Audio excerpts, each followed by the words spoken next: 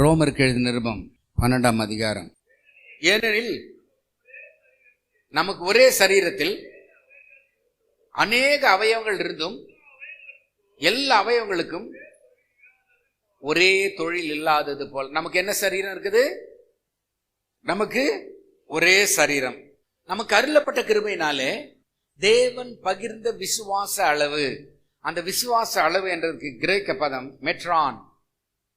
Metron என்கிறதான கிரேக்க பதம், அதிலிருந்து தான் ஆங்கில சொல் வருகிறது மீட்டர்.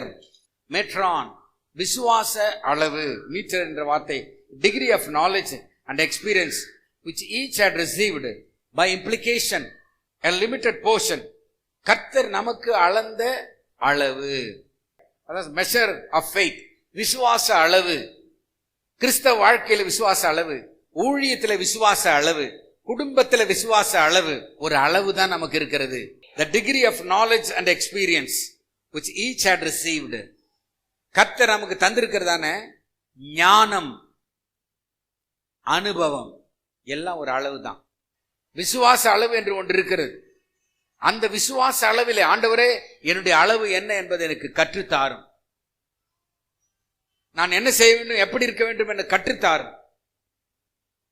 அந்த அளவுக்குள்ளாக நான் இருக்க வேண்டும் ஆண்டவரே. A limited, by implication a limited person. குறிப்பால் வரையறுக்கப்பட்ட அளவீடு. குறிப்பால் வரையறுக்கப்பட்ட பகுதி. குறிப்பால் எனக்கு கர்த்தர் ஒரு அளவு கொடுத்திருக்கார். And apparently primary word a measure, a meter, literally or figuratively, by implication a limited portion. குறிப்பால் எனக்கு வரையறுக்கப்பட்ட பகுதி என்ன? ஊழியத்தில் எனக்கு ஒரு பகுதி இருக்கிறது, சபையில் எனக்கு ஒரு பகுதி இருக்கிறது. தேவன் எனக்கு பகிர்ந்த விசுவாச அளவு. 4ஆம் வசனம். ஒரே சரீரத்தில் அநேக அவயவங்கள் இருந்தும் எல்லா அவயவங்களும் ஒரே தொழில் இராதது போல, நமக்கு ஒரே சரீரத்தில் அநேக அவயவங்கள், members. So we being many are in one body in Christ, and every one members have not the same office. Different member, different office. வித்தியாசமான அவயவம், வித்தியாசமான செயல்பாடு. Different member, different office. Member உறுப்புகள், ஆங்கிலத்தில் லிம்பு, கிரீக் வேர்ட்ல மெலோஸ், கிரேக்க பதத்தில் mallows. சரீர அவயவம். சொல்லுங்க எல்லாரும், அவயவம். சரீரம் ஒன்று, அவயவங்கள் அநேகம், உறுப்புகள் அநேகம். ஆர்கன், உறுப்புகள். சரீரம், சபை, நம்ம எல்லாம் ஆர்கன் தான். தலை யாரு? கிறிஸ்து தலை. நம்ம எல்லாம் யாரு?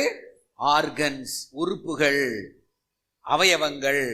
இயேசுவாகிய தலையின் கீழாக செயல்படுகிற ஆர்கன்ஸ். இயேசுவாகிய தலை, சரீரமாகிய சபை. சபை என்னது? சரீரம். தலை யாரு சபைக்கு? இயேசு. அப்ப நம்ம எல்லாம் யாரா இருக்கிறோம்? சரீரத்துல உறுப்புகளா இருக்கிறோம். அப்ப சபையில ஒவ்வொருவரும் ஒவ்வொரு மெம்பராக இருக்கிறோம், ஒவ்வொரு அவயமாக இருக்கிறோம். கிறிஸ்து தான் தலை, அவர் தான் தலைவர். நான் மெம்பர்.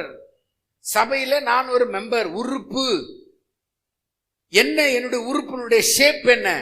விரலா, மூக்கா, கண்ணா, காதா, கையா? என்ன உறுப்பிலே நான் இருக்கிறேன்? அல்லேலூயா சொல்லுமா?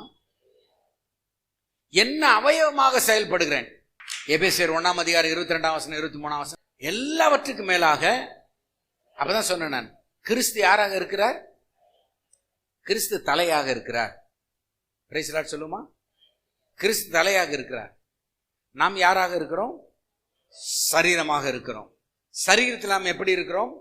அவயவங்களாக இருக்கு. ஹல்லேலூயா சொல்லுமா?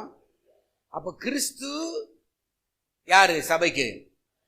நாம் யாரு? நிறைவாகிய சரீரமான சபை. தலை யாரு?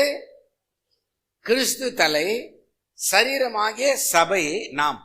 அந்த சரீரமாகிய சபையிலே நான் ஒரு அவயவம், உறுப்பு. யோவான் 15:1-7 இயேசு சொல்றாரு. இப்ப வேற ஒரு மாதிரியா, சரீரம் தலை என்பது போல இன்னொரு ஓமான உருவகம், இன்னொரு உருவகத்துல பேசுறார். ஒரு உருவு உடல், இன்னொரு உரு செடி, திராட்சை செடி. இது ஒரு உரு. நான் திராட்சை செடி, என் பிதா தோட்டக்காரர். அப்போ பிதா தோட்டக்காரர், நான் செடி. சபையாகிய நாம் என்னவா இருக்கிறோம்? கொடி. கனி கொடாது இருக்கிற கொடி எதுவோ அதை அறுத்து போடுகிறார். கனி கொடுக்கிற கொடி எதுவோ அதை கனிகளை கொடுக்கும்படி சுத்தம் பண்ணுகிறார். 2 வேலை நடக்குது. ஒன்னு, சில கொடிய செடியிலிருந்து அறுத்து போட்டுருவார், அது காஞ்சி போயிடும். ஏன்? அது கனி கொடுக்காது. கனி கொடுக்கிற கொடியா இருக்க வேண்டும். அல்லது செயல்படுகிற உறுப்பாக அவயவத்தில் இருக்க வேண்டும், சரீரத்தில். இயேசு செடி, நான் கொடி. கொடியில என்ன வர வேண்டும்? கனி வர வேண்டும். கனி கொடாத கொடியை அவர் என்ன செய்கிறாரு? கட் பண்ணுகிறார், அறுத்து போடுகிறார். இயேசு யாரு? தலை. நம்ம யாரு? சரீரத்தில் என்னவா இருக்கிறோம்? அவயமா இருக்கு. அப்புறம் இயேசு யாரு? செடி, 2வது உருவகம். நம்ம யாரு? கொடியில் என்ன இருக்கணும்? கனி என்ற அர்த்தம் என்ன? பலன். ஒரு பலன், ஒரு நன்மை. அப்ப கொடி என்ன செய்யணுமா?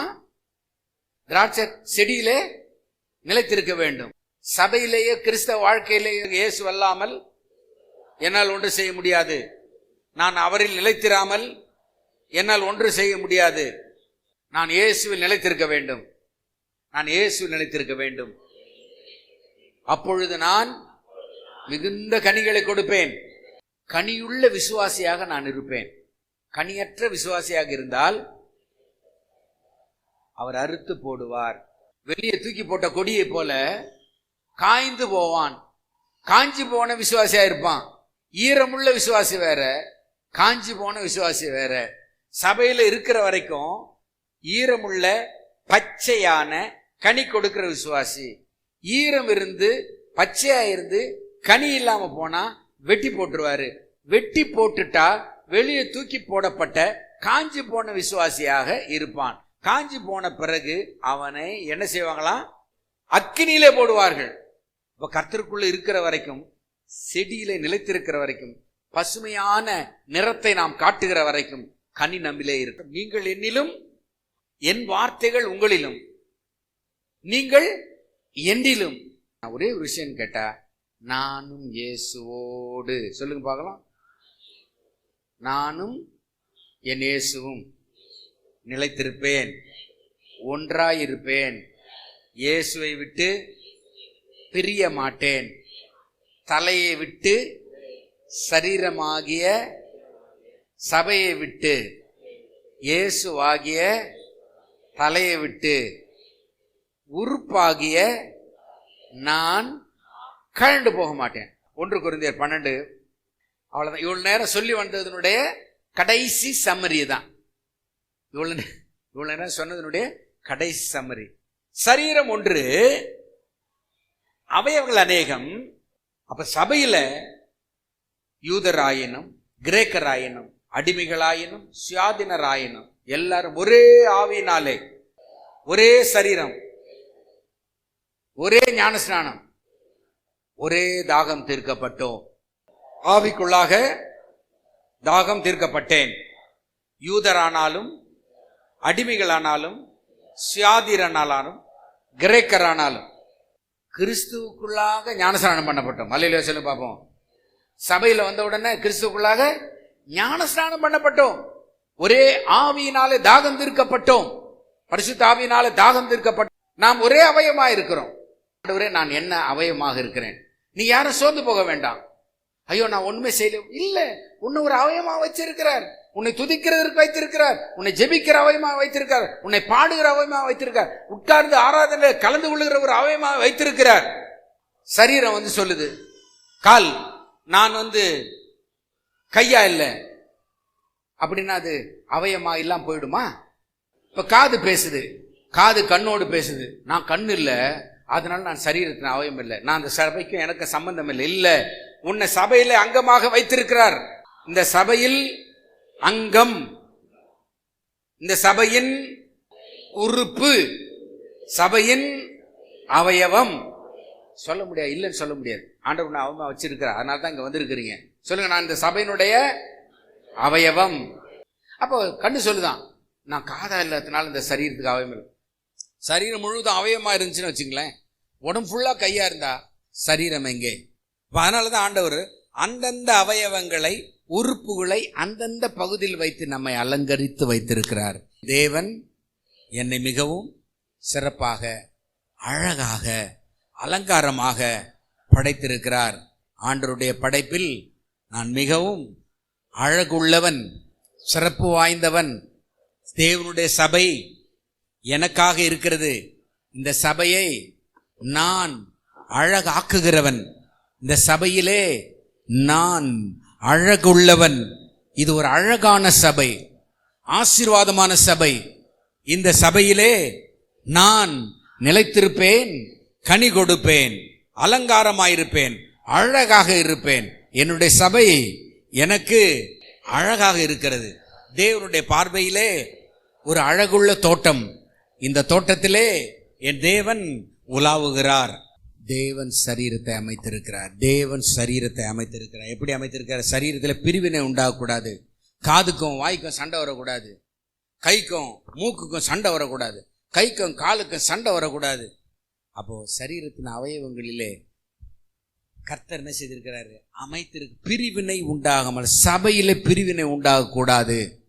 இந்த சத்தியம், இந்த உபதேசம், இந்த தெளிவு, இந்த போதனை, இந்த அறிவு, இந்த ஞானம் இல்லாத இடங்களிலே, இல்லாத மக்களுக்கு பிரிவினை நடக்கும். எழுமினர். கர்த்தர் உன்னை ஆசீர்வதித்து காக்க கடவர். கர்த்தர் தம்முடைய முகத்தை உண்மையில் பிரகாசிக்க பண்ணி உண்மையில் கிருபையா இருக்க கடவர். கர்த்தர் தம்முடைய முகத்தை உண்மையில் பிரசன்னமாக்கி உனக்கு சமாதானம் அருளி செய்ய கடவர் என்பதே. கர்த்தர் தாமே உங்கள் அனைவரையும் ஆசீர்வதிப்பாராக.